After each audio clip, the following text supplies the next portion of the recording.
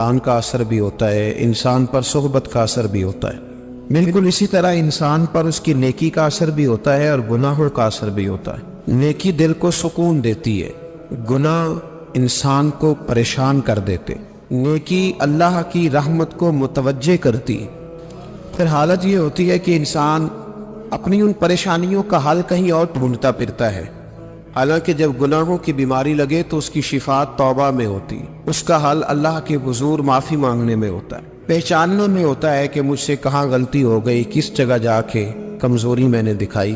ہر انسان اچھی، ٹھنڈی، خوبصورت، سکھ والی زندگی چاہتا ہے۔ اللہ کریم نے سورہ نحل کے اندر ارشاد فرمایا، من عمل صالحا من ذکر او انثی، فرمایا جو بھی اچھے عمل کرے، چاہے مرد ہو چاہے عورت ہو، وہو مؤمن، شرط یہ ہے کہ مومن ہو، فَلَنُحْيِيَنَّهُ حَيَاةً طَيِّبَةً، فرمایا ہم اسے پاکیزہ زندگی عطا فرما دیں گے، حیات طیبہ دے دیں گے اسے، پاکیزہ زندگی۔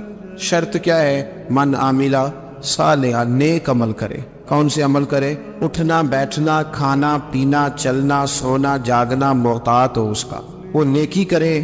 قرآن پاک کے لفظوں کے غسل پر غور فرمائیے گا، فرمایا فَلَنُحْيِيَنَّهُ حَيَاةً طَيِّبَةً، ہم ضرور اسے پاکیزہ زندگی عطا فرما دیں، صاف ستھری زندگی، معیاری زندگی، خوبصورت شب و روز، آئیڈیل زندگی جس کو لوگ کہیں گے، وہ والی زندگی اسے دے۔ اور دوسرے مقام پر سورہ طٰہٰ کی آیت نمبر 124 میں فرمایا وَمَنْ أَعْرَضَ عَنْ ذِكْرِي، جو ہمارے ذکر سے منہ پھیرے گا، جو ہمارا کھا کے چہرہ کسی اور طرف کرے گا، جو چلے گا ہماری زمین پر لیکن توجہ کسی اور طرف ہوگی، آسمان کی چھت ہماری بنائی ہوئی لیکن اس کے خیالات کہیں اور ہوں گے، فَإِنَّ لَهُ مَعِيشَةً ضَنْكًا، فرمایا ہم اسے تنگ زندگانی عطا کر دیں، اس کی زندگی تنگ ہو جائے گی۔